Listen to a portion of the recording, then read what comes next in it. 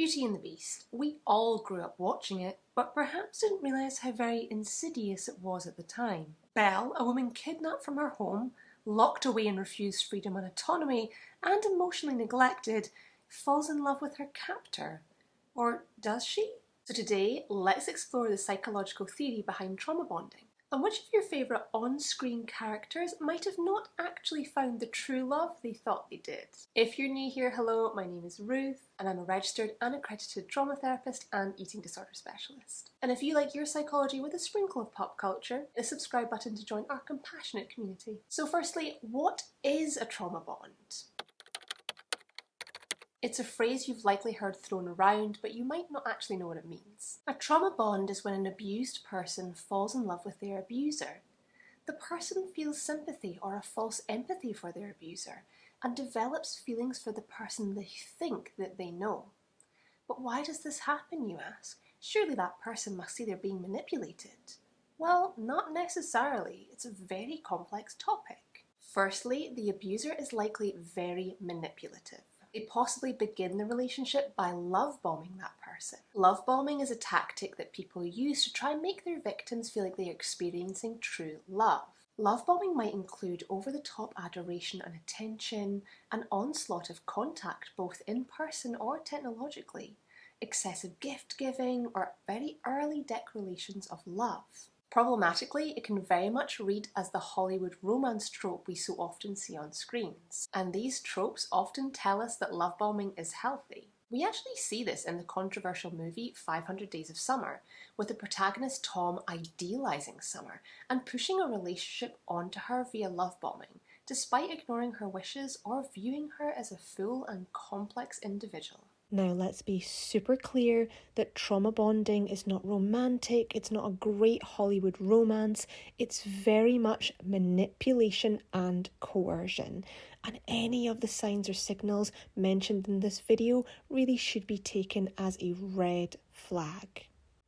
It's also important to note that trauma bonding can happen in any type of relationship, whether it be romantic, platonic, or even within a family unit or within a community, as we're going to see in this video. They are not exclusive to romantic relationships. Secondly, the abuser will gain the person's trust. This can play out in lots of different ways, but generally makes the victim feel like they're being seen and heard for the first time in their lives, and generally ends up feeling like they emotionally depend on the abuser. This phase might also start to see the victim being isolated from their loved ones by the abuser, perhaps under the guise of the abuser is all they need, or that the people around them are untrustworthy. And if these tactics feel a little bit like a cult, aka a high control group, you're not wrong. In fact, we see many of these tactics being used in the movie Midsummer. With trust and dependence on the cult building over the movie, Dani, a woman left extremely vulnerable by her family traumas, is easily manipulated into believing that the only people who care about her are the cult members themselves. By the way, if you're enjoying this video, please go and hit the like button. It really helps my small channel grow and it boosts me in the algorithm so people who need my videos can find them.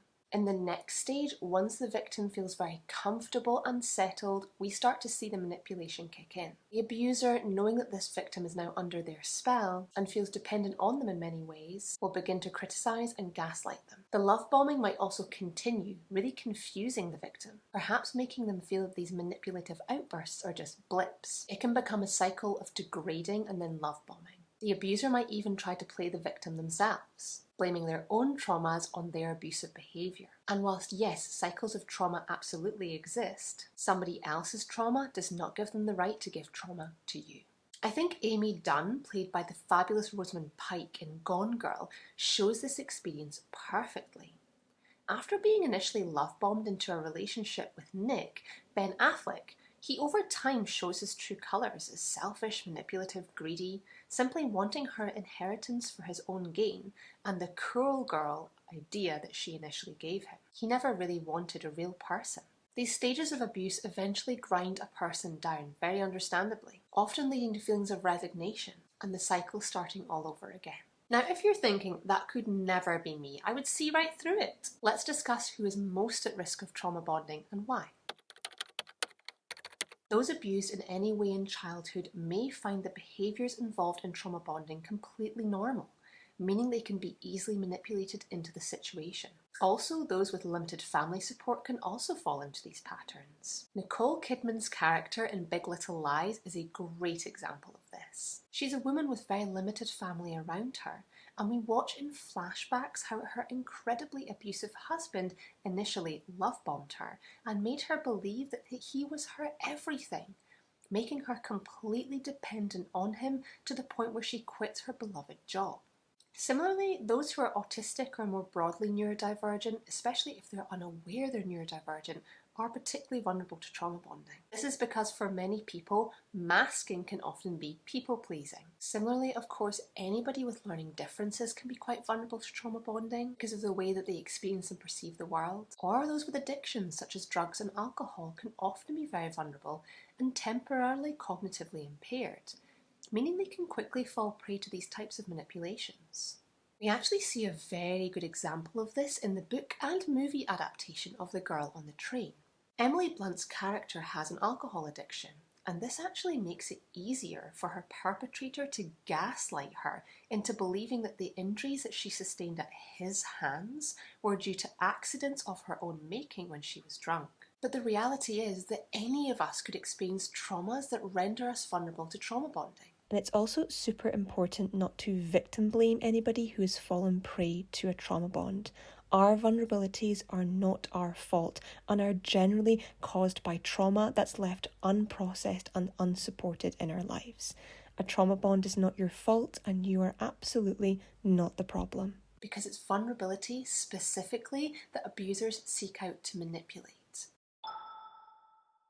If you yourself are in a relationship and this is beginning to sound all too familiar, know that support is available. Firstly, know that you are not crazy. That's exactly how your manipulator wants you to feel. Secondly, if you feel safe enough to, please reach out for support, whether this be a loved one, a friend, or even an organisation who can support you through this significant trauma. Leaving an abusive relationship is often the most challenging and dangerous part of an abusive relationship, so it's essential that you gain support before making your next move. I'm going to leave a list of resources and websites in the description below for anyone who needs them. And please be kind to yourself, stay safe, and I'll see you all again very soon.